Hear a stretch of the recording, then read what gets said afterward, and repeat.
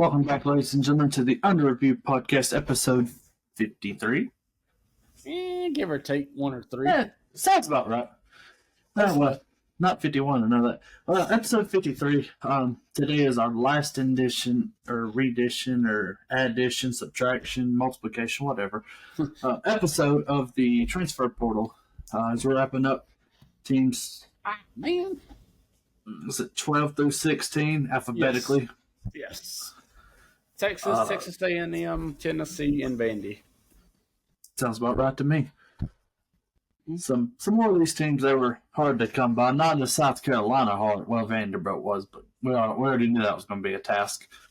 It's just a lot of, especially with Vandy, a lot of people left, but the people they brought back in were just, didn't play a lot before, and that's what I noticed through this whole thing. You're getting a lot of players who didn't have a snap or were injured.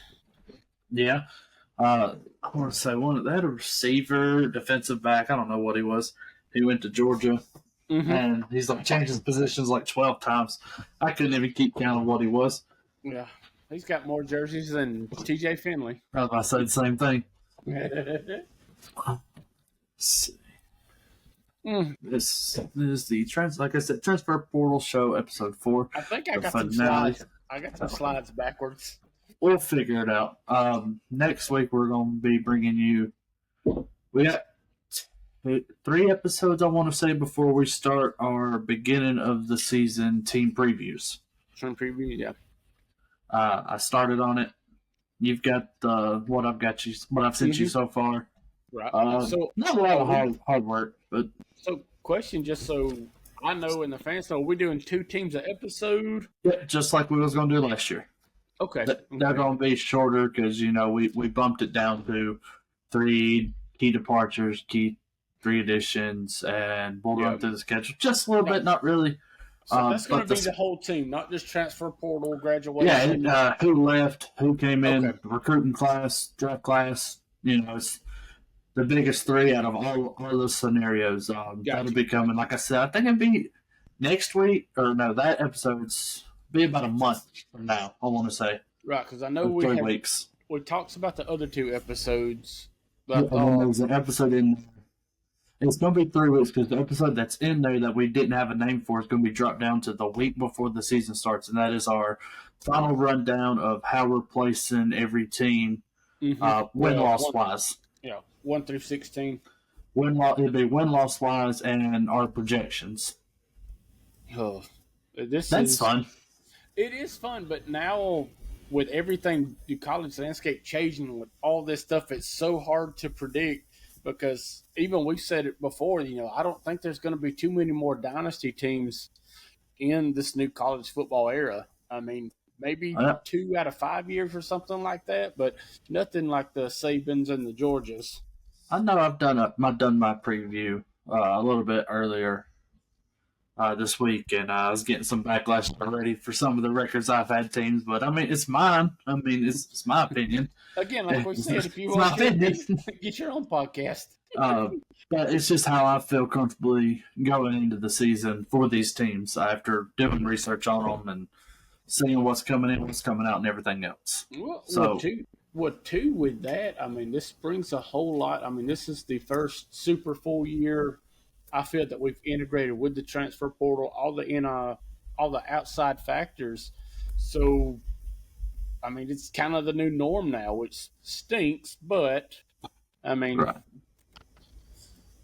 I think we got the Hilltoppers up first.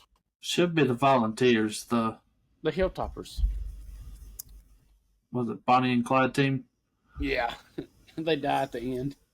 Yeah, well, anyways, we're going to be bringing you the Tennessee Volunteers, number 10 SEC wise, right? Yes. The one that's, if you're looking on the screen, it's on your left. Well, they're both 10, so it really don't matter. Yeah. My left, you're right. So, Tennessee, 10th team, ranked inside the SEC out of 16, so not very well. Could be worse, but they lost. Here's the big thing with Tennessee. They lost 22, but they only brought in 7, and 6 of them were 3 stars and 1 4-star. So they have a lot of people to fill this position with. Their starting quarterback, Sir Nico, he's gone. Dylan Sampson's gone. He went to the draft. I want to say they lost a couple more guys. I want to say we're going to be talking about them here shortly. Right. Like I said, there are people coming in that's average out to about a 77, going out 68. So technically they did get better, but I don't know. I think after the whole debacle with I'm a leaving, whatever. No, he left. Right. So Tennessee's going to be tough. I think for me, Tennessee's going to be a tougher team to preview, especially since the dynamic has changed offensively for sure. But so of course, and let's go ahead and jump into our guys if I can. We got Levin, we got Nico, Sir Nico, and then we got Squirrel White. Like we said, Nico had 2,000. I get it right here in a little bit. 2,616 yards on 213 completions, 19 touchdowns, 5 interceptions as a freshman. Okay. Played great. Let's be real. Had great numbers. But the kid, his dad, his brother, whoever it was, I don't care who it was, wanted more money. End up transferring. You got less money. You played yourself. You suck again, my friend. You played yourself. Honest to heavens, it's a good deal for UCLA here. They're getting a really good quarterback. It's like when you find something shiny at the Hannah home, and then you go to flip it on Amazon, and you go flip it on the internet for 2 or 3 times of what you bought it for. So they're getting a really good quarterback. I think this. And the reason why I picked him because this story was so big, especially here in the SEC, right, because of the talented caliber player, the whole negotiation with money and all that kind of stuff was really forefront, one of the biggest parts of the offseason, not just in Tennessee, but SEC, and it took a big picture in the national scene as well. Yeah, that it did. Like I said, kind of, I ain't got to be saying his name every week in, week out, but it does suck for Tennessee, but they did get another quarterback coming in. Maybe we'll talk about him. Maybe we won't. But first, let's get to Squirrel White. Had 381 receiving yards on 34 catches and 2 touchdowns. If you know of the Tennessee program, you know of Squirrel White. 2023, 67 catches for 803 yards, along with 2 touchdowns. He's averaging 2 touchdowns, but it's his receiving numbers for him. Mm-hmm. He's not going to get you the touchdowns. That's why they have the big running backs like Dylan Sampson and these other people throughout these years are going to get those touchdowns when you get close to the end zone or maybe a big tight end or something like that. But Squirrel, he's going to get you down the field. Right. Quick, fast, and in a hurry. So it sucks for him. Kid is from Birmingham, Alabama, and I don't have the other screen up to see where he went. Usually, I do stuff so backwards when I'm making these slideshows and stuff because I'll go in, I'll find who I want, do some research, I'll do my pictures, I'll put in their name, and I just go. I look at it I know at least spent 5 or 6 hours working on this slideshow Saturday. Ooh, I know you texted or you sent me the picture of it, and I was like, yeah. Oh, no. And there's probably an easier, faster, quicker way. But sometimes I think he went to Florida State. So. As we've had a lot of key players from the SEC head down to that Florida State program, which they could use all the help they could get. Now going to be having that Gus Malzahn offense. I don't think they could probably be a national team, but might cause a few more waves in the ACC. I'm telling you, this week 1, they get to play at home, and Alabama gets to travel down there, and that's going to be the game to watch. Mm-hmm. It's a rebuilt Gus Malzahn offense. It's a rebuilt Gus Malzahn offensive team. Mike Norvell's still the head coach, yes, but these people are wanting most to play for Gus, and they want to be a part of his offense. Right. Not so much of Norvell, but I mean, Florida State does have the money, so. Well, yeah. And like I said, anything's better than last year. So Yeah.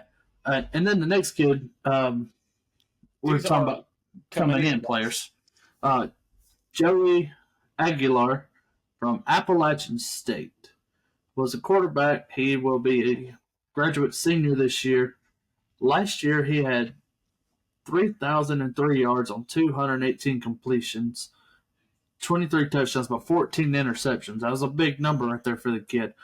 But, I mean, he transferred to UCLA, and then when Nico went to UCLA, he went to Tennessee. So, yeah, technically they just swapped. This kid's got good numbers. I'm trying to see if I think he's a running quarterback as well last year. Like you said, the 14 interceptions could be a problem, but I think a good thing for this Tennessee team is going to be his senior leadership that he can bring in, Right. where Nico didn't have that. Yes, he was a team leader, but like I said, Aguilar, he's been around football, I'm guessing, his whole life if he's a redshirt senior.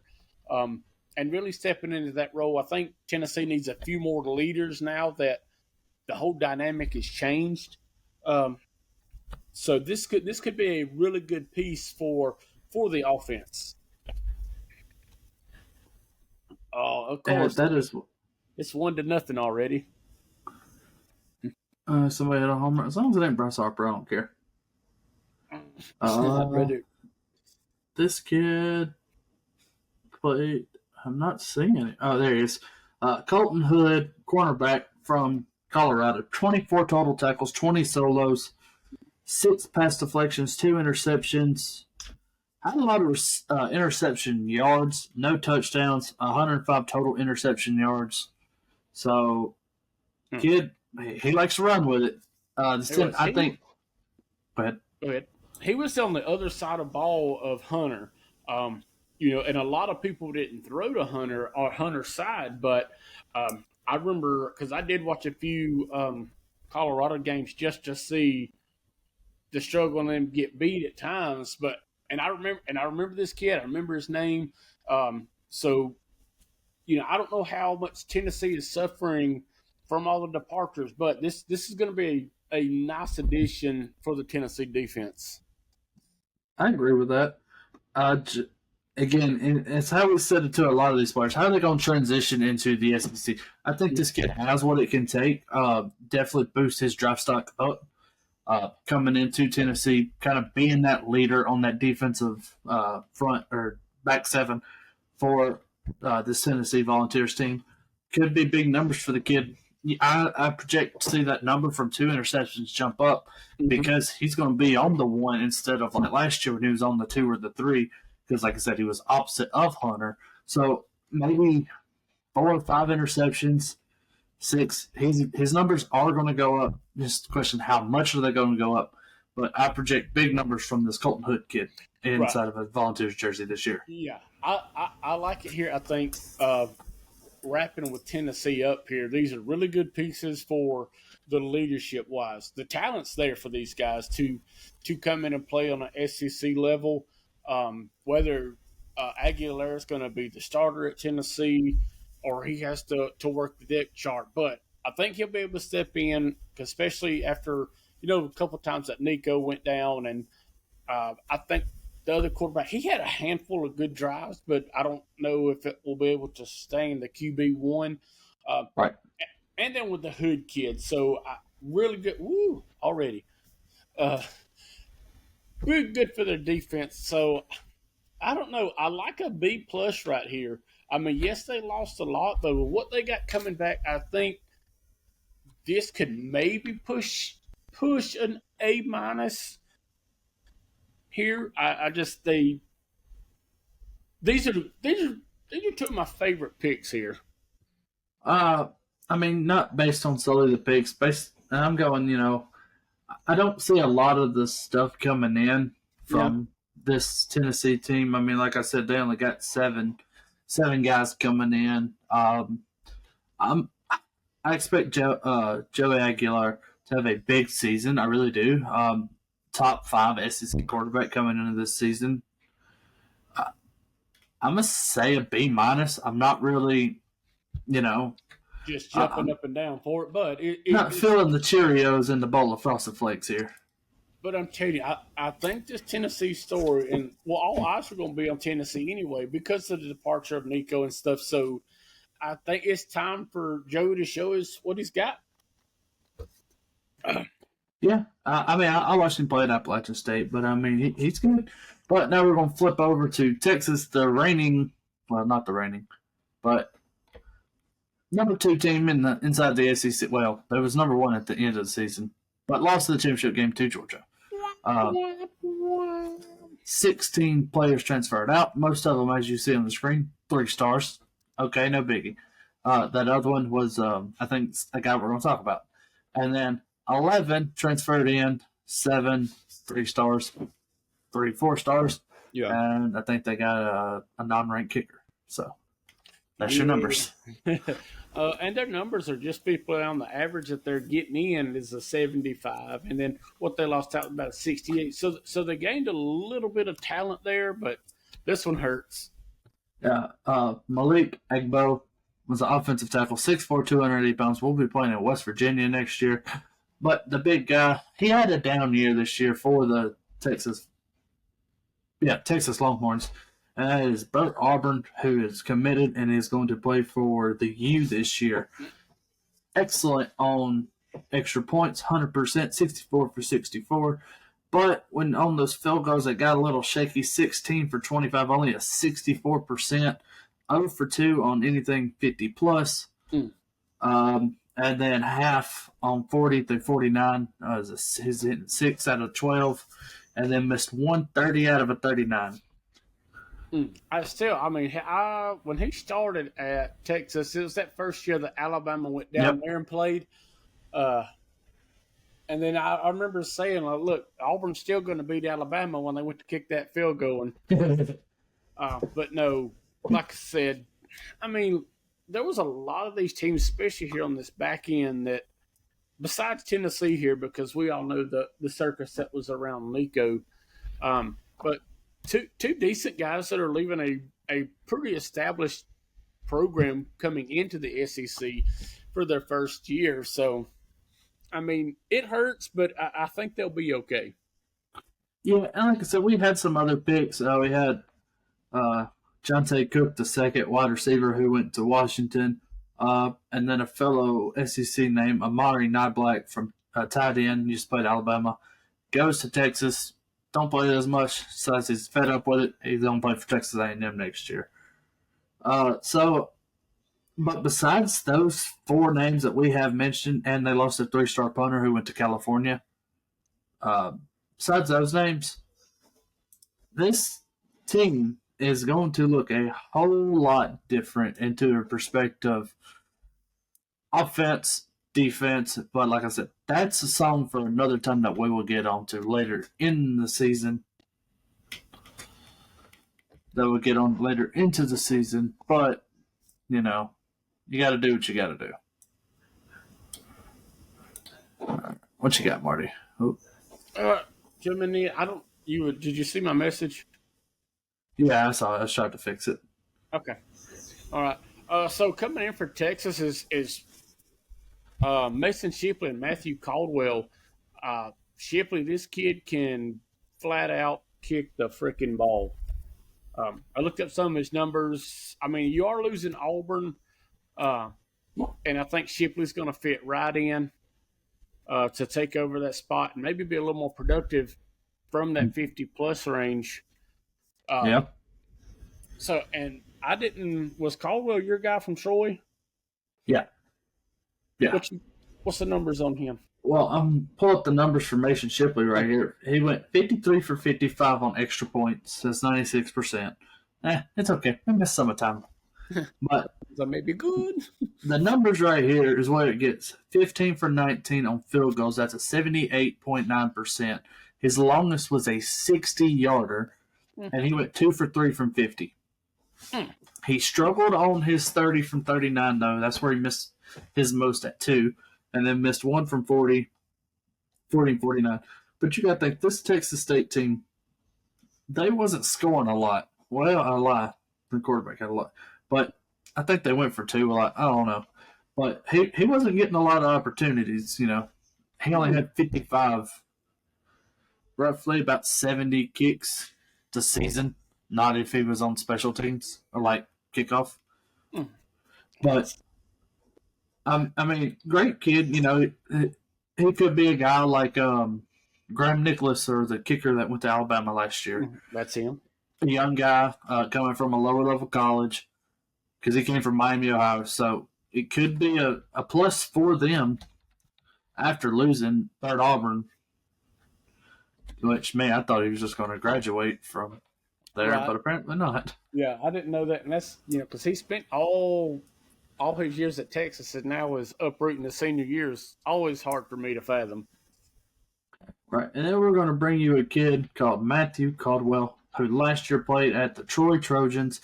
He will be a senior coming in, and he started with the Jacksonville State Gamecocks in 2021. That's Then how went that sounded familiar. Went Okay, to D2, Gardner Webb, and then came to for 2 seasons, and then came to Troy last season. So in his final year of eligibility, this kid threw for 1,608 yards on 141 completions, 13 touchdowns, and 8 interceptions. I only got sacked 11 times. That's pretty good for a Troy team. yeah, that's, and he'll have a way better line than he had at Troy. Not to discredit the guys at Troy because they were a pretty good ball team last year. Yeah, the only bad part about this kid is he's not going to play. Oh yeah, I forgot. I just not thought about that. I don't think he's going to play. Well, I mean, you know, what could happen? Yeah. Quinn Ewers got hurt last year. Arch Manning had to play some. Arch Manning could go in the first game, hopefully not break something. And then this Matthew Caldwell kid, and they'll be calling Texas, will be down, and then he could come back and he could come and lead them right back to the ACC championship game. This kid has the agility and ability. Well, I was going to say intangibles, but I didn't know if it was the right word. Well, intangible abilities, stabilities. Yeah, stamina, whatever. This kid has it. He can take a good team and do what he needs to do. Yes, 1,608 yards was the most he had all season, or all of his career. He had his best year at Troy last year in all of it. But I would want to see him play, but like I said, it could possibly not happen. Yeah. And it sucks for the kid. Yeah, but like I said, it's going to be fun to watch. Well, whoever the quarterback is, what was you going to rate him? C, just a flat C. Like I said, nothing jumped out, nothing that excites me to. I want to keep up with it, but I mean, Right. Nothing that ruffles your tail feathers, does it? no. Yeah, I'd say about a C, C plus, in that range, only because, like you said, there's nothing big there going on. And like I said, this is only transfer rankings. We're not ranking the team what we think they're going to be after the transfer portal. This is only like what they have coming in, not who else is on the team. You know, I probably should have said that like 3 weeks ago when we started this. But Well, win some, you lose some. week 4 is never too late. But Around here, it's not. the 5th ranked SEC wise, Texas A&M Aggies, 24 players transferred out, 14 players transferred in. Like I said, you're going to see them, most of them 3 stars. They lost 21 3 stars, they gained in 10. And that's just something you're going to see. You're not going to see these high level people leaving, and you know.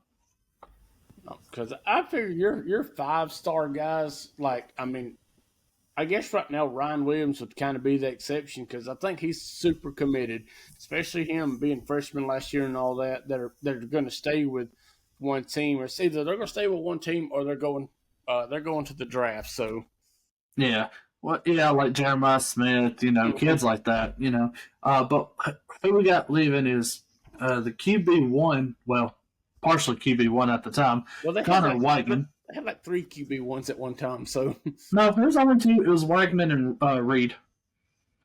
Wagman got hurt, near the- I'm thinking, and then Reed came in and just absolutely blew everybody away. But for Weigman, who he did say, I did read about this, so he said, hey, Marcel Reed, he's going to be a sophomore. He's a young guy. He deserves a spot. I'm stepping away from this team. And he actually is going to, where's he at? That's a lot of he's going to Houston.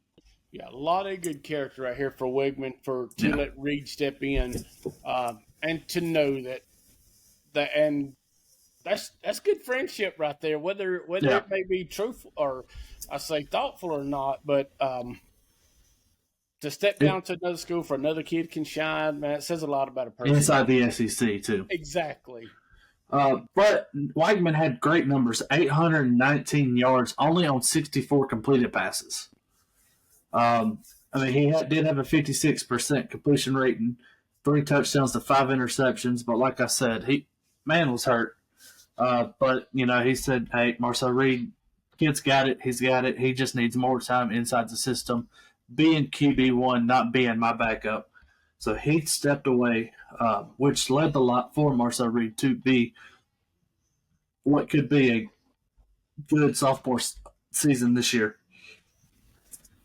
Yeah, that's a good story right there. I'm kind of ready for that, since now that we're doing this podcast, you get to see a lot more instead of just focused on your one team. Right.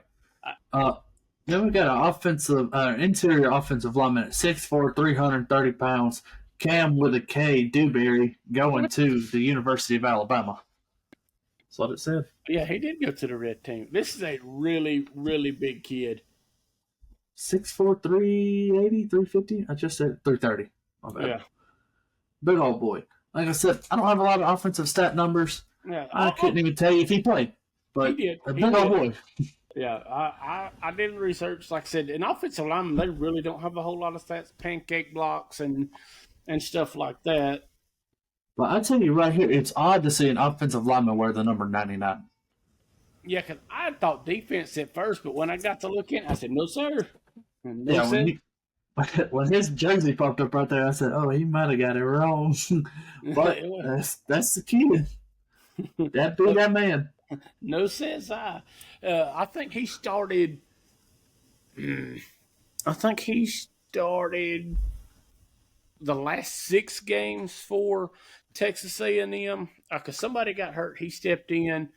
And I think even on 3 Sports that I was using for this didn't have a ton of stats, but he did start the last couple of games, got a lot of experience. So it's going to help him going into Alabama, where they grow them on trees down there. Well, I think it's even funnier that I think I'm the only one that might notice this, but that is not the player you have on here.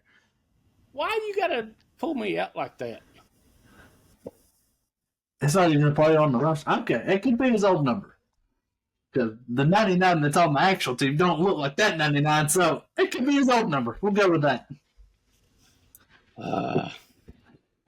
So we should change this podcast to technical difficulties. It'll be all right. Like I said, our 6 followers ain't going to notice. Say our 6 viewers and followers. All right, so what do you think here? I want to know who's coming in first. Oh, well, that does help, don't it? Yeah. There we go. Oh, there's the big man. It's going to say he played at NC State. Jordan Shaw? No. Not Jordan Shaw. KC. We're talking about the KC Conception. That's, first of all, Knox man. You want to... He's just having fun. Yeah, I'm pretty sure that's what Maddie says, too. His actual name is Kevin Conception. I don't know why they call him KC. Actually, I do know why, because his first initial of his first name and the last initial of his last name, KC. So apparently he's Kevin Conception. Don't tell me how that happens. Okay, maybe you was right about Cam Dewberry. He was 75. KC Conception had 460 yards on 53 catches for 6 touchdowns. On this Wolfpack team, I think going over to this Texas A&M not really running gun, but they're going to pass the ball with a running quarterback as well. to get him out of problems. But Casey Conception, that big target. Let's see. Let me pull up his intangibles here. 5'11", 189. So not that big, but he's a big target at heart. You know what I mean? He's one of those 5'11" guys that's going to go up and make plays. So really excited to see him. And we got this Jordan Shaw from Washington. Oh yeah, hold on. Let's see if I can pull him up real quick. They had a lot of good people. I'll run it over here in a little bit. As far as what out of the national title 2 years ago, really had a lot of key players that stayed even after DeBoer left. Yeah, and they had a good quarterback at Will Rogers too. You know, former Texas A&M quarterback. Yeah. Let's see, this kid's Jordan Shaw. Pulling his numbers up right now. Jordan Shaw, 37 total tackles, 21 solos, 6 pass deflections, and 1 fumble recovery. A key piece on that, looking like cornerback 3, so mostly on the slot guys. So if you can see by the picture, that's a big old hit on that boy. Yeah, and he's a lower shoulder, chest in the middle.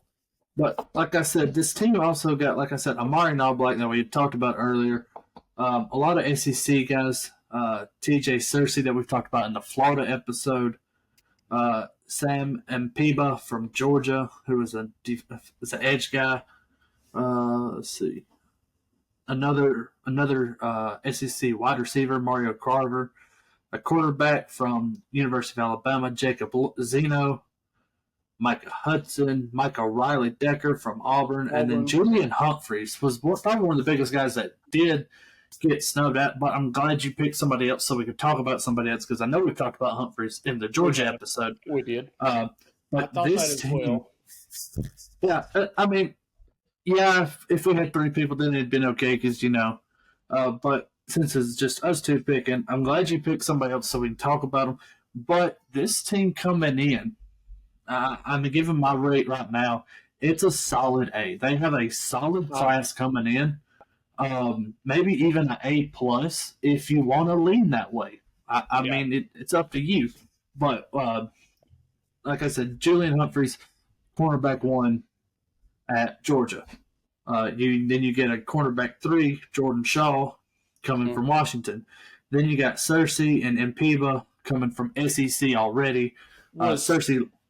Thirsty looking at going to Auburn? No, that's the other LSU kid that actually went to Auburn.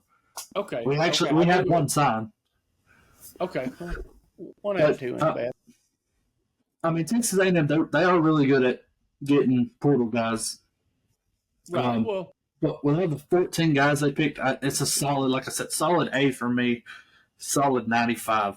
Yeah, I'm definitely going to be excited for watch this Texas A&M defense, because these are really 2 big pickups that we picked. Again, like you said, with Searcy coming in and the other guys, I like that A, like you said, that A stamp on this Texas A&M transfer portal.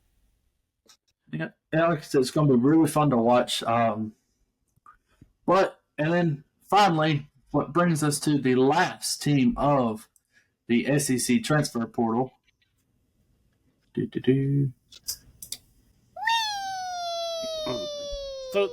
you look at it right here, they broke even. Yeah, they broke even. 20 players out, 20 players in, 19 3-stars out, 19 3-stars in. Good job, Vandy. You did it. You were mediocre again. At best. Yeah. At best. But here's the funny part. That's the 9th-ranked SEC class. And that's crazy, which is to be better than Tennessee. Well, I mean, that's not saying a whole heck of a lot. But like you said, 20 players in, 20 players out. It's. I mean even if you look on their average, they got like 2 more, like the little bit better coming in, but still at that rate, it's not enough to just throw up a flag and run around town with it. Right. Did we both pick offensive linemen here? I think I know Gunnar is. Gunnar Henson is. He's a big old boy. Let me pull up his. And I think Thomas. Stats. I think Thomas is defense. Yeah, Gunnar Henson is 6'5", 330 pounds. He left Vanderbilt and going to Florida State once again. He's a big old boy, like I said. And, I mean, just look at the picture. It just says it all. Mean Joe Green style. He's breathing for air. Yeah, he's when he sits down, it takes two people to help get him up. That's right. And Demarion Thomas, 34 tackles, 14 solos, 1 sack. And that was all the numbers she wrote. But that was the leading defensive line on tackles. Like that right there, it hurts for a Vanderbilt team that had a pretty decent season, let's say. They had a pretty decent season. Nobody thought it was coming. Yeah, a miracle season for them. Yeah, finally get back to a ball game. I think they won their ball game. I think they beat Georgia Tech. I'm not really sure. I know it was in Birmingham. It was raining. It was a bad day to play football. I can tell you that much. I remember watching it. Yeah, this is a big piece of that defensive line leaving out of Vanderbilt. It's sad to see him go, but, maybe they picked up somebody better in return. I remember. And who I picked, because I think he would be. I don't see he played a lot at Alabama. He had a lot of controversy at Alabama, I will say. That is him. That's him. Yeah. I didn't know that.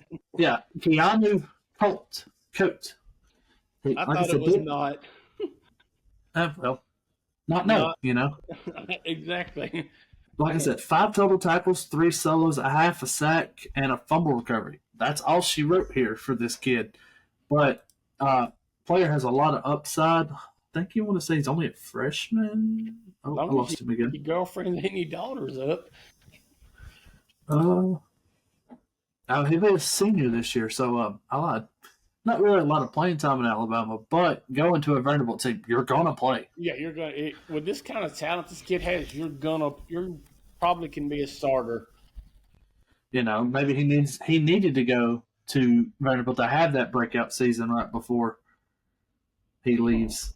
And he probably needs a human resources class too, but that's beside the point. Well, yeah. And Nick, you say that. Harboner? No, there's not another Ian Harbour. But it's hardly ever we talk about a punter, and I wanted to squeeze one in. We should have talked more about Florida, but I'll have that be later on. Never mind. Dude's got an iron leg. At 14 punts, averaged 40.1 yards. His longest was a 50. I think he got hurt this season. Well, it's looking like he got hurt this season because he is averaging anywhere between 47 to 59 punts throughout the other 3 seasons. Averaging about 44 yards a punt, and his longest was 62 yards all 3 of those other seasons. But this year he did down 6 inside the 20-yard line. That's a 42% out of 14 punts. That's it. It's almost enough.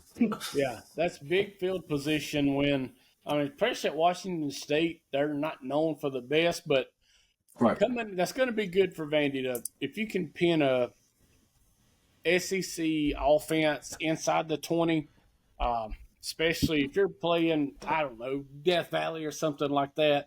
You got the fans right there on top of you. It's going to be a really good, attainable piece for this Vandy special teams. Yeah, and like I said, and that wraps it up for the Under Review podcast transfer portal series. Are you going to grade them? Oh, D. Yeah, I mean, they're better in Florida. But this is true, but a wet sack with a noodle in it's better than Florida right now. I mean, once you get on 7 players coming in, what do you expect? Solid point. But the final thoughts for the portal as a whole this year, definitely some teams I'm really excited to see, like Texas A&M and the rebuilt defense pretty much. Seeing how the in-state teams can figure out their portal guys for the better. Auburn having a new quarterback, Alabama reloading. They have to reload pretty much. With their gauntlet of a season that they got going on. see where Tennessee stands after the Nico debacle. There's a lot of good storylines going into this just from the transfer portal. Like again, Texas A&M. See how stout LSU is going to look with, like I said, the best transfer portal. I think. I mean, in the college. And how probably the number one ranked quarterback, John Mateer, coming in, can he turn around that Oklahoma offense, something Jackson Arnold and 7 strings couldn't do last year? Right. And then you say that with Jackson Arnold, probably besides Nico leaving, I think he was probably the biggest news going to inside Auburn. the SEC. Yeah. Right, inside the SEC. So, I mean, it's going to be fun to watch. I mean, of course, I don't think Brittany and Maddie can stand watching much more football than we watched last year, but I can't know. What else is new? That's, like I said, that's our transfer portal. That's done. We will start something new next week. Hopefully, I like what we got going on. I've been working on. I know I sent you the stuff. I don't know if you've started yet. I took a nap today. Actually, I didn't have to work, but nonetheless. Well, you got this week and next week. I've sent you the stuff for, so you, like I said, I'm just. Is that the 1 through 16? No, that's in 2. That's in 2 weeks. Oh, piss. One. Okay, we might need a refresher course. Okay, I'll send it to you later. But as we wind down, we're going to Game 4 of our best all-time logo tournament. But before we get to that, it was the Paul Revere Volunteers, or whatever they're called, went up against the 14th seed Albany the Tiger, and what a shocker. Tennessee lost. And was this been one of our biggest votings that we've had for this? Yeah, and I've been posting them in the same groups that, nothing changed. Well, you notice in the Auburn one that we just did for Auburn, it got... Well, see, that was different. I posted that one in a all Auburn group. Right. I didn't do that to this point because I knew what was going to happen. Mm-hmm. I posted it in my SEC group that I'm in, and it still was the favorite. It just so happened we were having a meeting today at work, and another one of my coworkers come up. He said, "So which Auburn logo you like?" I said, "I got a story to tell you." I said, "If you flip over," I said, "we're going through it right now." So again, the winner, of course, is I believe it's the 1957 Albany with the hat. I wish I could think of the artists who made these because there's so many in college football. But Albany moves on, and he will play take the winner of Georgia. Nope, he'll play the winner of this next matchup we got going on, and it is you clicky the buttons. But it is the 4th seed Alabama versus, I want to say, the 13th seed Oklahoma Sooners, which, unfortunately, I know who I'm picking.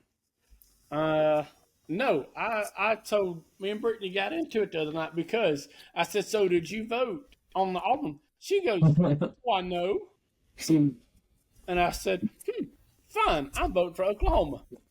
Well, just again, like the Tennessee, it's too bland to go up against something iconic as the elephant going through the A. Oh yeah. Once we talked about this a little bit at work, it went on for like 2 hours of us talking, but it went into old logos, and we got into uniforms, so we had a full-on under-review flip out at work today.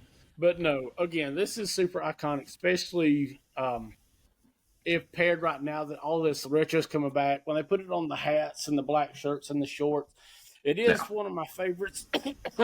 But just despite Brittany, I'm still going to vote for Oklahoma. Yeah, well, I mean, this one might be closer, might not be closer. I don't think so. I think Alabama's going to take this one. I think Alabama will take the cake. Probably not as much as Auburn did, but looking forward to round 2 and what could be an Iron Bowl matchup and the Unreview podcast logo challenge. That's a mouthful. It is. It's hard for me to say without getting stuttered up. But I do want to say thank you to Dadpod, Hunter, and Nicholas Adams. I want to say thank you to HCS Media and Hayden Coker as well. Thank you for thank you to Hunter, or not Hunter, I always say Hunter, Jud, Brandon, and Cody for everything that they do behind the scenes. And also want to say appreciate it to Tactical Home and Pest. Had them come out last week. Done some great work. Looking forward to being a monthly customer with them. And you can be too. Like I said, go follow them on Facebook, Tactical Home and Pest Services LLC. Give him a call, and he'll come out and help you with anything you need. We're also looking for sponsorship coming up for the next football season. Get in touch with us. You can find us on TikTok, Facebook, Spotify, and Instagram. And, of course, I mean, most of you got our phone numbers, all 7 of you.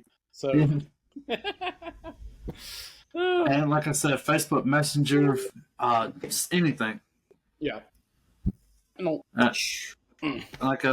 Like we always say here, God loves you and we love you here at the End Review Podcast. Episode 53 was a banger. Hope to see you next time when we go through episode 54 and what could be something new. Possibly. Thank you all.